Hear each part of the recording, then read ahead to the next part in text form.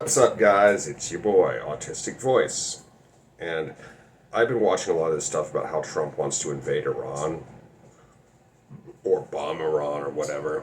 Now, I'm no fan of Iran. I hope Israel cleans their clock. But that being said,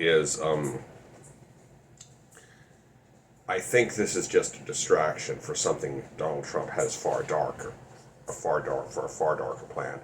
I'm not saying trying to change a regime change in Iran would be a good idea, but I think it would be a terrible idea and a waste of resources, time, money, and lives. That being said, is I think Donald Trump is going to try to turn the military inward, and this is just a distraction. I mean, he hasn't launched any foreign wars yet, and I don't think he will. At least I hope not. He might. I mean, he hasn't talked about annexing Canada, Greenland, or invading Panama in months, nor has he wanted to turn Gaza into a beachfront property for himself for months now. He hasn't talked about any of those things. And that being said,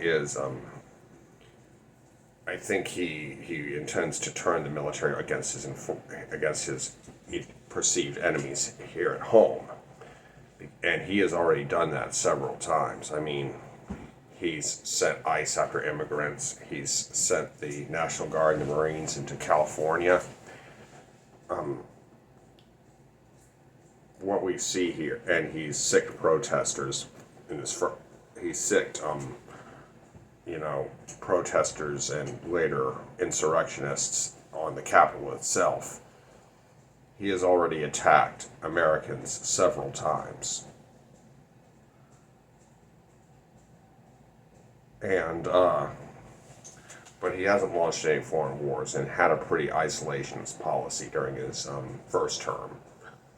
However, his goal is to be president for life, make no mistake about it. And the Trump regime is trying to distract us. That's what he wants. He wants us not to be paying attention. And but that being said, could he launch a war? Absolutely. Will he? I don't think he will launch a foreign war. I could be wrong because Trump is very unpredictable.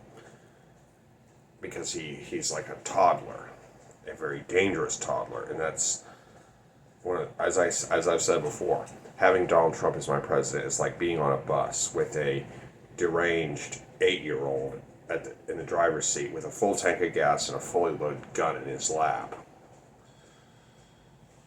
Anyway, it's